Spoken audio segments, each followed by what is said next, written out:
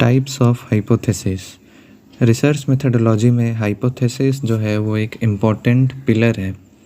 ये second most important pillar है, स्तंभ है।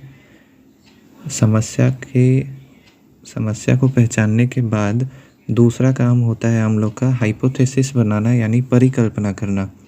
परिकल्पना का मतलब होता है किसी भी रिसर्च से रिलेटेड टॉपिक के बारे में सोचना और उस पर कल्पना करना। एक तरीके से वो कल्पना हो सकता है सही हो या गलत हो। परि जोड़ कल्पना यानी चारों ओर जो हमारी समस्या है उसके बारे में विचार करना। इसके 6 टाइप्स होते हैं।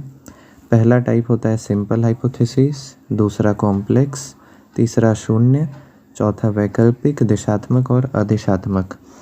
ये जो simple, complex, null hypothesis, alternative, directional और नॉन डायरेक्शनल है, इसके अलावा भी कुछ टाइप्स होते हैं, पर ये 6 मोस्ट इम्पॉर्टेंट टाइप्स हैं। एक एक करके अगर समझते हैं इसको, तो सिंपल हाइपोथेसिस में क्या होता है, जो हमारा एजम्पशन है, जो हमारा हाइपोथेसिस है, उसमें एक रहेगा इंडिपेंडेंट वेरिएबल और एक रहेगा डिपेंडेंट वेरिएबल। जैसे योगा करने से व्यक्ति खुश रहता है, तो योगा हो गया इंडिपेंडेंट वेरिएबल और व्यक्ति का खुश होना हो गया डिपेंडेंट वेरिएबल। तो इस हाइपोथेसिस में केवल एक डिपेंडेंट और एक इंडिपेंडेंट है। इसी तरह अगर बात करें कॉम्प्लेक्स की, तो कॉम्प्लेक्स हाइपोथेसिस में एक से ज़्यादा डिपेंडेंट और इंडिपेंडेंट वेरिएबल होते हैं, यानी आश्रित और स्वतंत्र चर होते हैं।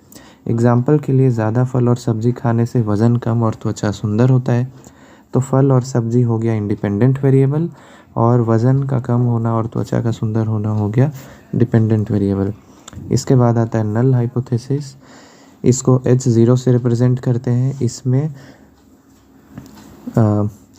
डिपेंडेंट वेरिएबल और इंडिपेंडेंट वेरिएबल के बीच में कोई रिलेशन नहीं होता है। इसी का अपोजिट होता है अल्टरनेट हाइपोथेसिस। अल्टरनेट हाइपोथेसिस में दोनों के बीच में रिलेशन होता है, उसको H1 या HA से दिखाते हैं।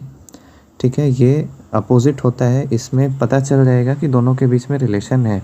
जैसे दिया हुआ है उदाहरण के लिए, कर्मचारी के वेतन और कार्य में संबंध है, तो यानी संबंध है, वो पता चल जाएगा, रिलेशन है। डायरेक्शनल हाइपोथेसिस और अनडायरेक्शनल में डिफरेंस ये है कि डायरेक्शनल में जो रिलेशन है वो कैसा रिलेशन है, कम है या ज़्यादा है, वो पता चल जाएगा, और अनडायरेक्शनल में वो नहीं पता चलता है। तो ये था टोटल 6 तरह के हाइपोथेसिस। इसको और अच्छे से जानने के लिए यहाँ पे वीडियो का लिंक दिया हुआ है, उसको क्लिक करके आप लोग देख सकते हैं। Thank you.